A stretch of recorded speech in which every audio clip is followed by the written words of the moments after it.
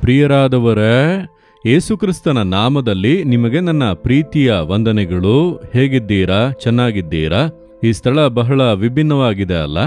ಈ ಸ್ಥಳವು ಇಂಡೋನೇಷ್ಯಾ ದೇಶದ ರಾಜಧಾನಿ ಇದೆ ಅಲ್ಲ, ಜಕಾರ್ತಾ. ಅಲ್ಲಿ ನಿಂತು ನಿಮ್ಮೊಟ್ಟಿಗೆ ಮಾತನಾಡುತ್ತಾ ಇದ್ದೇನೆ. ಈ ಒಂದು ದೇಶ 17,000 ದ್ವೀಪಗಳನ್ನು ಒಳಗೊಂಡಂತ ಒಂದು ದೊಡ್ಡ ದೇಶ. ಇಡೀ ವಿಶ್ವದಲ್ಲೇ ಜನಸಂಖ್ಯೆಯಲ್ಲಿ 4ನೇ ಸ್ಥಾನದಲ್ಲಿರುವಂತ ಒಂದು ದೇಶ. ಇಡೀ ವಿಶ್ವದಲ್ಲೇ ಹೆಚ್ಚಿನ ಜನಸಂಖ್ಯೆಯಲ್ಲಿ ಮುಸಲ್ಮಾನರು ಬಾಳುವಂತ ಒಂದು ದೇಶ ಇದು. ಸಾವಿರಾರು ಗಟ್ಟಲೆ ದ್ವೀಪಗಳನ್ನು ಒಳಗೊಂಡಂತ ಒಂದು ದೇಶ ಇದು. ಇಲ್ಲಿಂದ ನಿಮ್ಮೊಟ್ಟಿಗೆ ಮಾತನಾಡುವುದು ನನಗೆ ಬಹಳ ಸಂತೋಷ. ಸರಿ, ಈ ದಿನದಲ್ಲಿ ದೇವರು ನನಗೆ ಏನು ಹೇಳುತ್ತಾರೆ ಎಂಬುದಾಗಿ ಕೇಳುತ್ತೀರಾ? ಮತ್ತಾಯ 12ನೇ ಅಧ್ಯಾಯ 20ನೇ ವಾಕ್ಯದಲ್ಲಿ, ಜಜ್ಜಿದ ದಂಟನ್ನು ಮುರಿದು ಹಾಕದೆಯೂ ಆರಿ ಹೋಗುತ್ತಿರುವ ದೀಪವನ್ನು ನಂದಿಸದೆಯೂ ಇರುವ ದೇವರು. ದೇವರ ಸ್ವಭಾವ ಹೇಗೆ ಅಂದರೆ, ಜಜ್ಜಿದ ದಂಟನ್ನು ಮುರಿದು ಹಾಕದೇ ಇರುವಂತ ದೇವರು, ಅದನ್ನು ಸರಿಪಡಿಸುವಂತ ದೇವರು. ಆರಿ ಹೋಗುತ್ತಿರುವ ದೀಪವನ್ನು ನಂದಿಸುವಂತ ದೇವರಲ್ಲ, ಪುನಃ ಅದನ್ನು ಸರಿಪಡಿಸಿ ಪ್ರಕಾಶಿಸುವಂತೆ ಮಾಡುವಂತ ದೇವರು.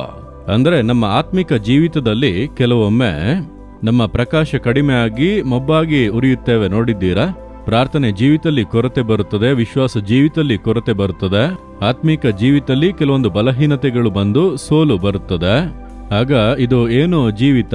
ಇಷ್ಟು ದಿನಗಳು ನಾವು ಪ್ರಾರ್ಥನೆ ಮಾಡಿ ದೇವರನ್ನು ಹುಡುಕಿ ಏನು ನಡೆಯುತ್ತೆಂಬುದಾಗಿ ಒಂದು ಮನಸ್ಸೋಲು ಬಂದು ನಮ್ಮ ಆತ್ಮಿಕ ಜೀವಿತದಲ್ಲಿ ಬೆಳಕು ಹಾಗೆ ಕಡಿಮೆ ಆಗಲು ಆರಂಭಿಸುತ್ತದೆ. ಚರ್ಚ್ಗೆ ಹೋಗುವುದರಲ್ಲಿ ಇಂಟ್ರೆಸ್ಟ್ ಕಡಿಮೆ ಆಗುತ್ತದೆ, ಪ್ರಾರ್ಥಿಸುವುದರಲ್ಲಿ ಇಂಟ್ರೆಸ್ಟ್ ಕಡಿಮೆ ಆಗುತ್ತದೆ, ನಾವು ದೇವರ ಮಕ್ಕಳೊಂದಿಗೆ ಸೇರಿ ಸೇವೆಗೆ ಹೋಗುವುದರಲ್ಲಿ ಇಂಟ್ರೆಸ್ಟ್ ಕಡಿಮೆ ಆಗುತ್ತದೆ. ಆರಿ ಹೋಗುತ್ತಿರುವಂತ ದೀಪದ ಹಾಗೆ ಆಗಿಬಿಡುತ್ತೇವೆ. ಇನ್ನು ಸ್ವಲ್ಪ ದಿನಗಳು ಬಿಟ್ಟರೆ ನಮ್ಮ ಪ್ರಕಾಶ ಅಡಗಿ ಹೋಗುತ್ತದೆ, ದೇವರೊಟ್ಟಿಗಿರುವಂತ ಸಂಬಂಧ ಕಡಿಯಲ್ಪಡುತ್ತದೆ. ಇಂತಹ ಒಂದು ಪರಿಸ್ಥಿತಿಯಲ್ಲಿ ಇನ್ನು ಮೇಲೆ ನಾವು ಅಷ್ಟೇ, ಇನ್ನು ಎದ್ದೇಳುವುದಕ್ಕೆ ಆಗದು, ಇನ್ನು ನಮ್ಮಿಂದ ಪುನಃ ಎದ್ದೇಳುವುದಕ್ಕೆ ಆಗದು, ಕರ್ತನಲ್ಲಿ ಬಲಗೊಳ್ಳುವುದಕ್ಕೆ ಆಗದೆಂಬುದಾಗೆಲ್ಲ ಅಂದುಕೊಳ್ಳುತ್ತೇವೆ. ಆದರೆ ದೇವರು ಬಿಟ್ಟು ಬಿಡುವುದಿಲ್ಲ. ಮೊಬ್ಬಾಗಿ ಉರಿಯುತ್ತಿರುವಂತ ನಿಮ್ಮನ್ನು ಪುನಃ ಉರಿಯುವಂತೆ ಮಾಡಿ ಆ ಒಂದು ಬತ್ತಿಯನ್ನು ಸರಿಪಡಿಸಿ ಎಣ್ಣೆಯನ್ನು ಹೊಯ್ದು ಪ್ರಕಾಶವಾಗಿ ಉರಿಯುವಂತೆ ಮಾಡುವರು. ಆರಿ ಹೋಗುವಂತೆ ಮೊಬ್ಬಾಗಿ ಉರಿಯುವಂತ ದೀಪ.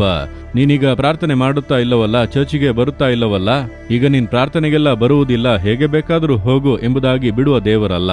ಯಾಕೆ ಮಗನೇ ಈ ರೀತಿ ಇದ್ದೀಯಾ? ಯಾಕೆ ಮಗಳೇ ಈ ರೀತಿ ಇದ್ದೀಯಾ? ನೀನ್ ಬಾ, ನಾನು ನಿನ್ನನ್ನು ಬಲಪಡಿಸುವೆನು ಎಂದು ಪುನಃ ಪ್ರಕಾಶಿಸುವಂತೆ ಉರಿಯ ಮಾಡುವಂತ ದೇವರು ಆತನು. ನೀವಿಂದು ಮೊಬ್ಬಾಗಿ ಉರಿಯುತ್ತಾ ಇದ್ದೀರಲ್ಲ, ಜಜ್ಜಿದ ದಂಟಿನ ಹಾಗೆ ಆಗಿಬಿಟ್ಟೆ, ಇನ್ನು ಅಷ್ಟೇ ಎಂಬುದಾಗಿ ಅಂದುಕೊಳ್ಳುತ್ತೀರಾ? ಎದ್ದು ನಿಲ್ಲುವಂತೆ ಮಾಡುವರು. ಅದುವೇ ದೇವರ ಸ್ವಭಾವ. ಸತ್ಯವೇದದಲ್ಲಿ ಅನೇಕರ ಜೀವಿತದಲ್ಲಿ ದೇವರು ಆ ರೀತಿ ಮಾಡಿದ್ದಾರೆ. ನನ್ನ ಜೀವಿತದಲ್ಲಿ ಕೂಡ ಆ ರೀತಿ ನಡೆದಿದೆ. ಸೇವೆಯ ಆರಂಭ ಕಾಲದಲ್ಲಿ ನಾನು ಪದೇ ಪದೇ ಸೋತು ಹೋಗುವೆ, ತುಂಬಾ ಸೋತು ಹೋಗಿ ಸಾಕು, ಸೇವೆ ಮಾಡಿದ್ದು ಸಾಕು, ಪ್ರಾರ್ಥಿಸಿದ್ದು ಸಾಕೆಂಬುದಾಗಿ ಇದ್ದು ಬಿಡುವೆ. ಆದರೆ ದೇವರು ಬಿಡುವುದಿಲ್ಲ. ಪುನಃ ಬಂದು ನನ್ನನ್ನು ಎಬ್ಬಿಸಿ ಪ್ರಕಾಶವಾಗಿ ಉರಿಯುವಂತೆ ಮಾಡಿ ಕರ್ತನು ಇದುವರೆಗೂ ನೆಲೆಗೊಳಿಸಿದ್ದಾನೆ. ನಿಮ್ಮ ಜೀವಿತದಲ್ಲಿ ಕೂಡ ಇಂದು ದೇವರು ಹೇಳುತ್ತಾರೆ, ಮೊಬ್ಬಾಗಿ ಉರಿಯುತ್ತಾ ಇದ್ದೀರಿ, ಎಲ್ಲ ಮುಗಿದು ಹೋಯಿತು, ಇನ್ನು ಅಷ್ಟೇ ಎಂಬುದಾಗಿ ಅಂದುಕೊಳ್ಳುತ್ತೀರಾ? ಇಲ್ಲ, ನಿಮ್ಮನ್ನು ಪುನಃ ಪ್ರಕಾಶವಾಗಿ ಉರಿಯುವಂತೆ ಮಾಡುವ ದೇವರು ನಿಮ್ಮೊಂದಿಗೆ ಮಾತನಾಡುತ್ತಿದ್ದಾರೆ. ನನ್ನ ಮಗನೇ, ನನ್ನ ಮಗಳೇ, ಎದ್ದೇಳು, ನಾನು ನಿನ್ನನ್ನು ಸರಿ ಮಾಡುವ, ನಾನು ನಿನಗೆ ಎಣ್ಣೆಯನ್ನು ಹೊಯ್ದು ಎದ್ದು ಪ್ರಕಾಶಿಸುವಂತೆ ಮಾಡುವೆನೆಂದು ಹೇಳುತ್ತಾರೆ. ಆತನ ಕರಗಳಿಂದ ನಮ್ಮ ಒಂದು ಮೊಬ್ಬಾಗಿ ಉರಿಯುವಂತೆ ಮುಂದೆ ಬತ್ತಿ ಕಪ್ಪಗೆ ಇರುತ್ತದಲ್ಲ, ಅದನ್ನೆಲ್ಲ ನೀಗಿಸಿಬಿಟ್ಟು ಎಣ್ಣೆ ಹೊಯ್ದು ಆ ಬತ್ತಿಯನ್ನು ಸರಿಪಡಿಸಿದರೆ ಪುನಃ ಉರಿಯಲು ಆರಂಭಿಸುತ್ತದೆ. ಬಹಳ ಸಿಂಪಲ್. ಆದ್ದರಿಂದ ದೇವರು ಹೇಳುತ್ತಾರೆ, ಮಗನೇ ಮಗಳೇ, ನೀನ್ ಸೋತು ಹೋಗಬೇಡ, ಪುನಃ ಎದ್ದು ಪ್ರಕಾಶಿಸು ಎಂಬುದಾಗಿ ಹೇಳುತ್ತಾರೆ. ಈಗ ದೇವರ ಬಳಿ ಹೇಳುವಿರಾ, ದೇವರೇ, ನಾನು ಮೊಬ್ಬಾಗಿ ಉರಿಯುವಂತ ದೀಪದ ಹಾಗೆ ಇದ್ದೇನೆ, ಜಜ್ಜಿದ ದಂಟಿನ ಹಾಗೆ ಇದ್ದೇನೆ, ದೇವರೇ ನನ್ನನ್ನು ಪುನಃ ಬಲಪಡಿಸಿರಿ, ಪುನಃ ನನ್ನನ್ನು ಸರಿಪಡಿಸಿ ಪ್ರಕಾಶವಾಗಿ ಉರಿಯುವಂತೆ ಮಾಡಿರಿ, ಅದಕ್ಕೆ ನನ್ನನ್ನು ಅರ್ಪಿಸುತ್ತೇನೆ.